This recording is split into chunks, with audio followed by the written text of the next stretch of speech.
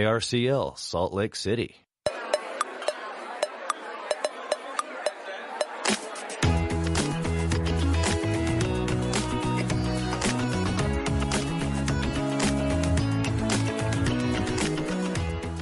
Welcome to Radioactive, a show for grassroots activists and community builders. Weeknights at 6 here on KRCL. I'm Lara Jones in studio on Wednesday nights with Nick Burns. Hey, Nick. How you doing? Not bad. How was the snow for you today? Oh, it wasn't too terrible. I kind of to DC and this chemistry test. I don't do well with pop quizzes in chemistry, so yes, the eco-stoichiometry of anthropogenic CO2 that returns to Earth. I'm sorry, I'm butchering the words here. That's okay. But basically, this notion of CO2 from burning coal is some of that naturally ends up back in the Earth. So what could we do with all of that? And I believe our expert, Neelameggham, he calls it Agricoal. So I'm kind of curious what that term means. He even gets philosophy in there and reincarnation. And it's a book he's been working on for over 10 years, but it's like returning of CO2 to terrestrial sinks. But this isn't sequestration. It isn't any of that clean coal crap. So it'd be interesting to think about Agricoal. Okay, so coming up, we're still going to talk to Braden Weeks from Ute Pack.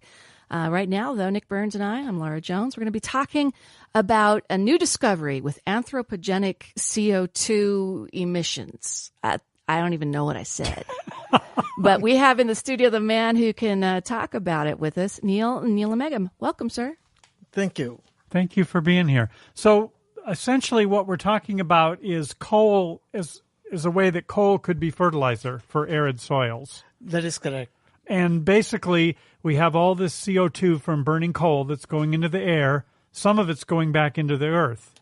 That's also correct. Yeah. So there are probably listeners that are very confused by that. And I know your book, which I did read, although the chemistry was a little over my head. But real quickly, take folks through what this is chemically.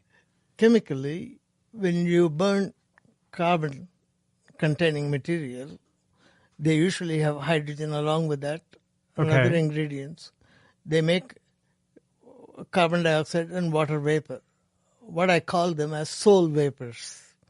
And we know about soul transmigrating into life. Okay. That's been historically known in philosophies worldwide.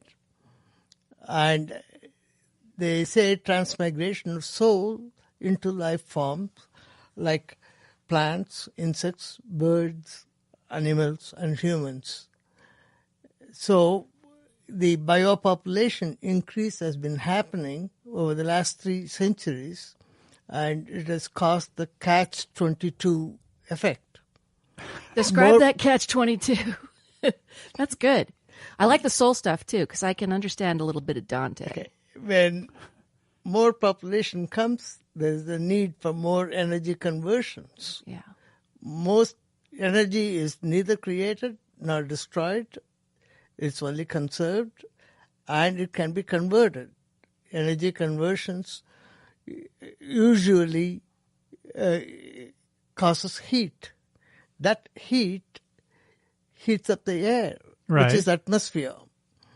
And there is some moderating reactions that helps control its temperature increase. The 2 big events, one is evaporative cooling.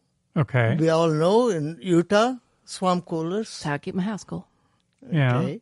And another one is photosynthesis. Okay. That is also, say, it takes the energy from sun, but more than that, it cools the ambient. Because when you take an infrared thermometer, put it on your driveway, it'll be 40 degrees centigrade. Just move it to the grass. It'll be 26 in this hot summer. If you have a thermometer that does centigrade, right? Yeah, exactly. You can call it infrared.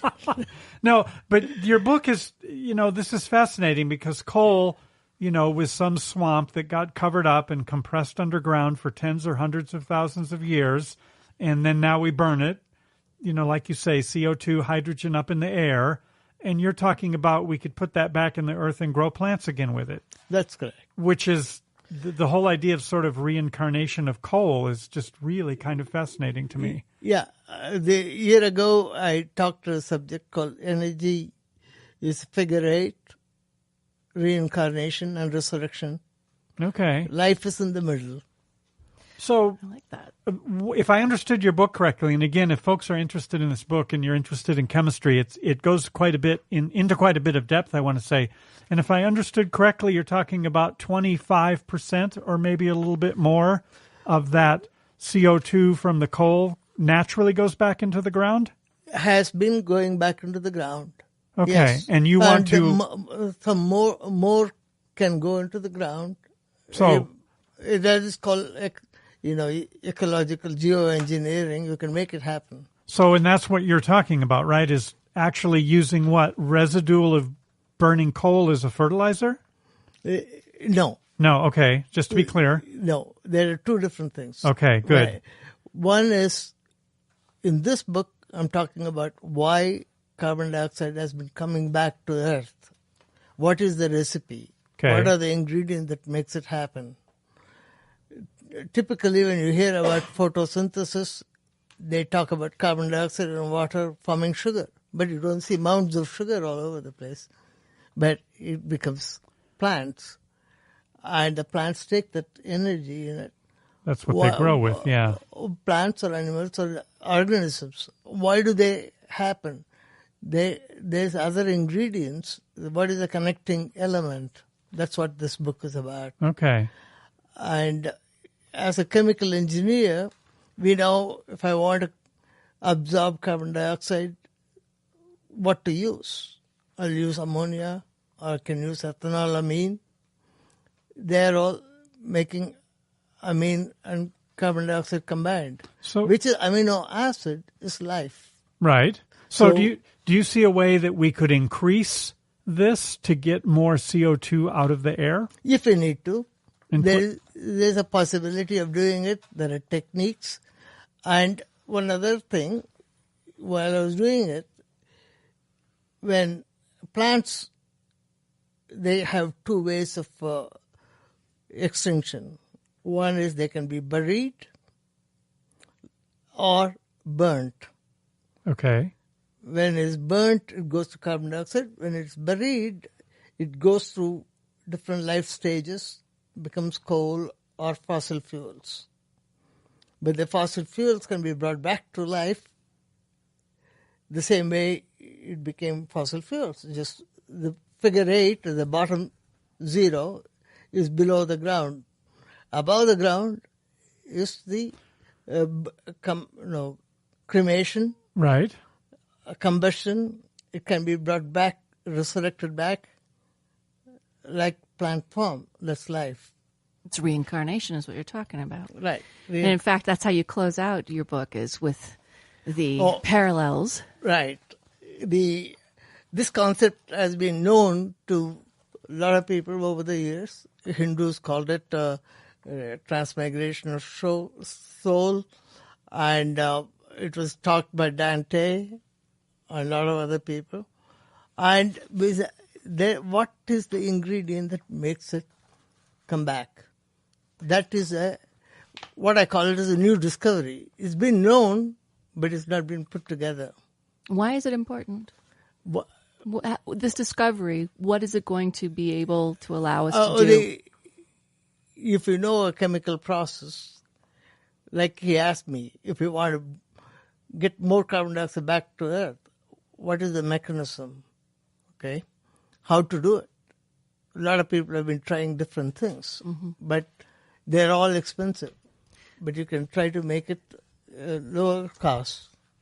And what was buried, the coal in the ground, can be used to bring back to life, bring the deserts back into fertile lands. So there's a picture I have here of a plant that's growing in soil that's got coal in it? No, it is just powdered coal. It's just growing in coal. And water. It is from the seam of a coal seam, this on the mountainside in Price, Utah. Okay. On the way to Price, Utah. So what application or is there? You know, when I look at all I can convert Sahara into a farmland. So kind of like, you know, Utah will bloom like a rose. Yes. You're going to be able to do that. You can Make do the that. desert bloom. Yeah. Make a desert bloom. Or convert Mojave Desert into So farmland. what would you need if you were going to do that, take a large swath of arid Utah desert and make it bloom? What would you need to do? What would that look like? We need to get some people with the coal, try Okay. to come up and show that, demonstrate that. You mix that coal powder into the soil, and it takes a while, and you put some seeds in it, and it started growing, and then you can start retaining more water. Then it doesn't stay as a desert, more life form grows. Right. And then it can absorb more nitrogen from the air, more carbon dioxide from the air, and create So we more could, cooling effect. So if we took this to the logical extension, we could keep the coal miners working, but we wouldn't burn it. That is We'd correct. use it to farm. Wow. There you go. That is correct. That is radioactive. You were paying attention to what your wife told you before you came on. Yeah. So if folks are interested in this, you can find out more information at agricoal.org. That's a website that talks about this. And Neelameggham, thank you. Thanks so much. You're working is on the another author book. of this book. And you've got another one you're working on to keep going through this, right? And there's another website specifically for the books that's a pretty long URL, and we'll put that in the show notes. In the as show well. notes. Thank you so much for coming in. Thank you very It was much. a pleasure. We I met enjoyed at it. a library community event, and I look forward to your next book, so make sure you keep in touch. We'll Yes, do please. that. All right? Thank you. So